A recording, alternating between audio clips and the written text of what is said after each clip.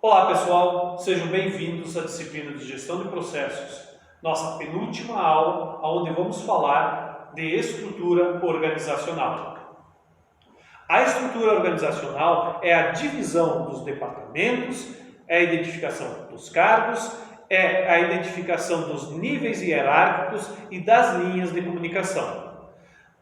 Dentro da nossa empresa, nós podemos visualizar isso através do organograma, ou seja, é ele que nos permite representar de forma gráfica como a empresa está constituída. Toda a organização, toda a estrutura, toda a empresa, ela deve ser montada de acordo com os desejos que a empresa tem, de acordo com os objetivos que ela almeja para o futuro. Assim, ela deve dar base suficiente para que as estratégias, para que as ações sejam constituídas. Logo, é possível afirmar que a estrutura organizacional é um instrumento básico para alcançar os resultados desejados pela empresa.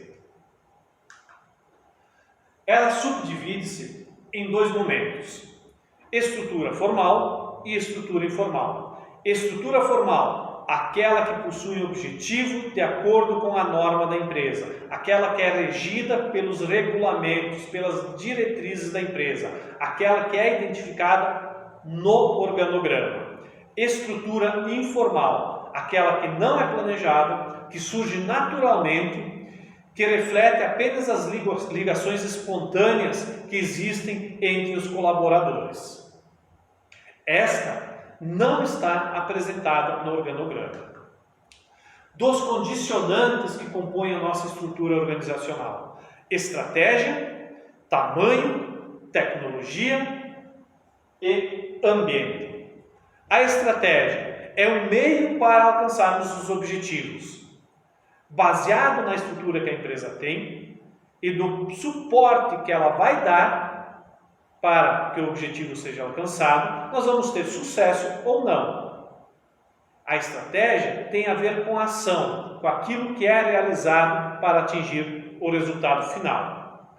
Tamanho: à medida que uma empresa cresce, necessita também adequar a sua estrutura. Se a empresa deseja faturar mais, se a empresa deseja produzir mais, consequentemente, vai necessitar de mais pessoas e mais maquinários.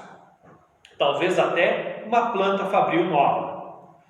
Tecnologia tem a ver com o uso do conhecimento que influencia a empresa. Esse uso do conhecimento pode ser externo, quando a empresa vai lá e compra uma máquina nova.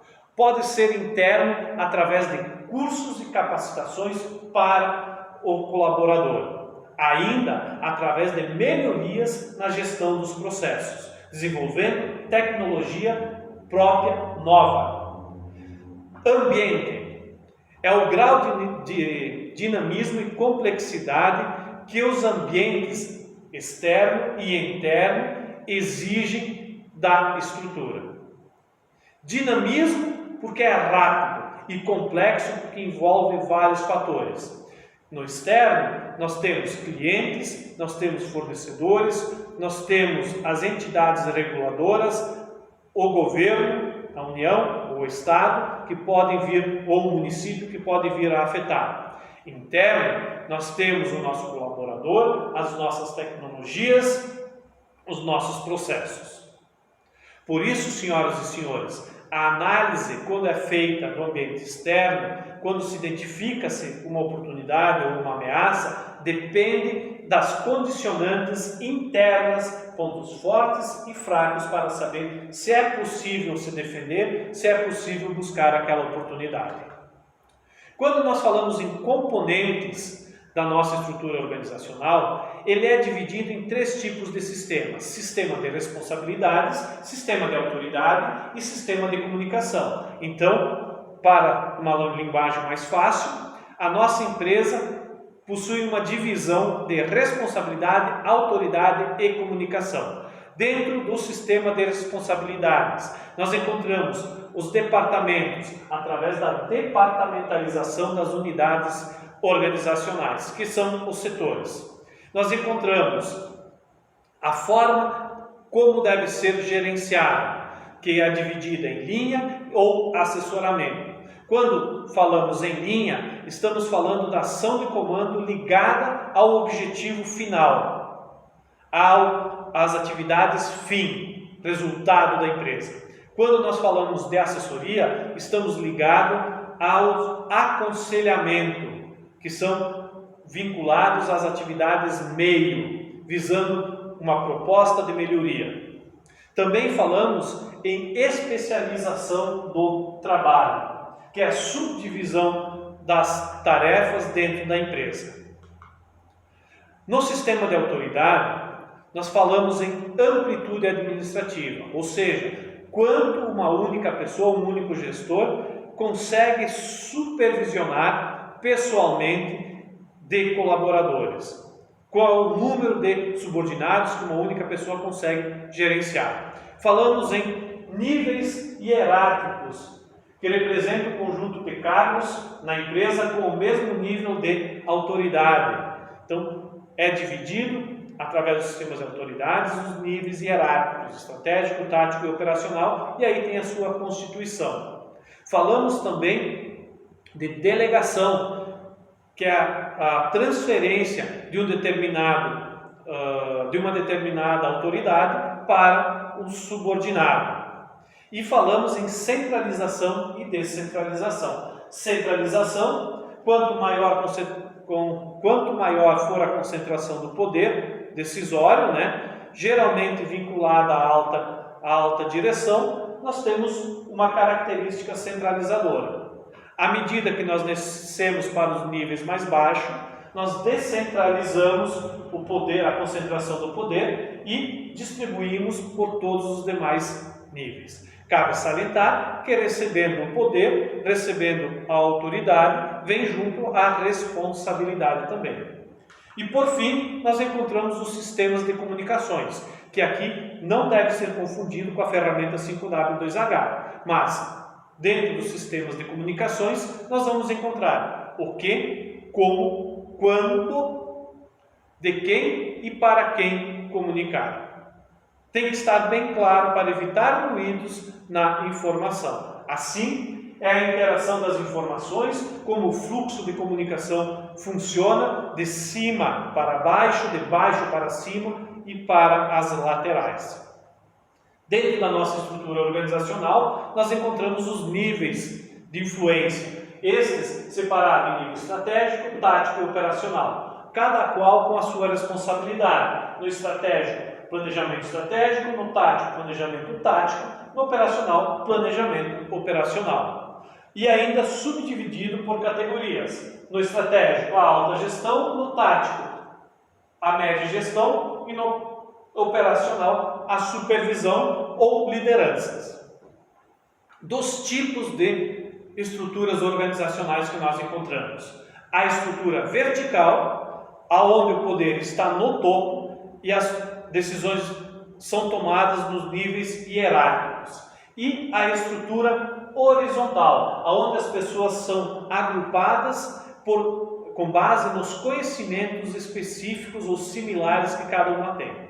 Qual que é a diferença de um para o outro? Na estrutura vertical, é uma estrutura rígida, aonde a comunicação é mais lenta, pois passa de nível para nível, do estratégico, tático e operacional. Na estrutura horizontal, a comunicação flui melhor dentro dos ambientes, porque estão divididos por setores, porém a ligação, a informação, a comunicação entre um setor e outro se torna um pouco mais deficitária.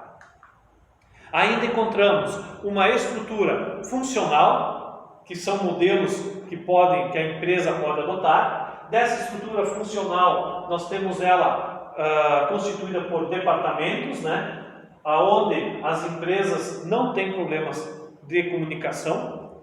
Encontramos ainda uma estrutura divisional, que é aquela que é dividida por clientes, por produto, por serviço, por localização geográfica, por região ou por projetos. Geralmente, nesse tipo de estrutura divisional, existe um responsável por região ou por produto. Nós encontramos uma estrutura matricial, aonde identifica-se o chefe do departamento e também identifica-se o chefe do projeto. Vejam bem que esse tema vocês já viram em organograma matricial. Encontramos também uma estrutura em rede, hoje bastante forte, né, que é o estilo home office, aonde cada serviço que é passado para o colaborador é realizado à distância e a comunicação se dá eletronicamente. Nós encontramos uma estrutura por projeto, aonde a contratação das pessoas se dá de acordo com o projeto desejado. Um exemplo é quando uma construtora deseja construir um prédio. Então eu vou montar uma estrutura para realizar aquela determinada atividade. Essa estrutura poderá durar 1, 2, 3 anos e após poderá ser desmanchada ou poderá ser aproveitada parcialmente. Quanto da integração dos processos? Os processos devem ser integrados nos quesitos atividades, decisões, recursos e fluxo de informações.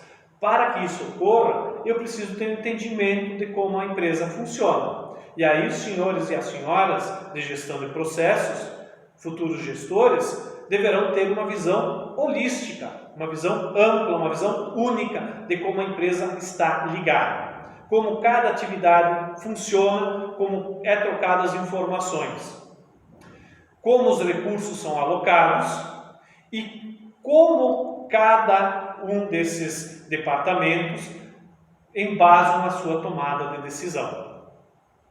E para o futuro? O que nós esperamos para o futuro, para as estruturas contemporâneas? Nós esperamos profissionais mais capacitados, que estejam embasados em pontos que o permitam ter a tomada de decisão.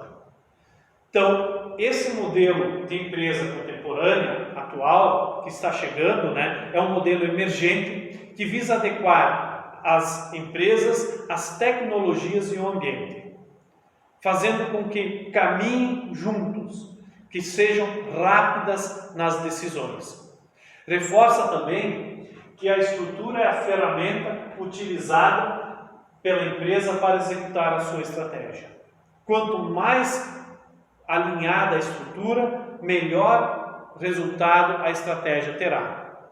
E por fim, a globalização e o desenvolvimento tecnológico estão forçando as empresas a ajustarem suas estratégias de novos negócios. O que foi usado ontem, talvez amanhã não sirva mais. Por isso que nós estamos dentro da sala de aula. Por isso que, muitas vezes, o professor instiga vocês a pensar fora da casinha. Seria muito fácil se eu viesse e passasse para vocês todo o beabá.